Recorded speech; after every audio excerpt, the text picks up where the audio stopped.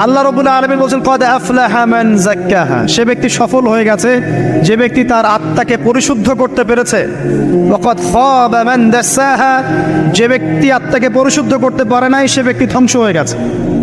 কিভাবে পরিশুদ্ধ করবেন? তিনটা হাদিস আপনাকে আগে শোনাই। এক, আল্লাহ রাব্বুল আলামিনের হাবিব মুহাম্মদ সাল্লাল্লাহু আলাইহি ওয়াসাল্লাম দরুদ পড়েন, বলেন সাল্লাল্লাহু আলাইহি ওয়াসাল্লাম। তিনি বলছেন যে আল্লাহর এমন কিছু বান্দা আছে যারা জান্নাতে প্রবেশ করবে যাদের অন্তরটা হবে পাখির মতো নরম। কার মতো? পাখির মতো। একটা হাদিস শুনলেন। দুই নম্বর হাদিস, আল্লাহর রাসূল সাল্লাল্লাহু আলাইহি ওয়াসাল্লাম বলছেন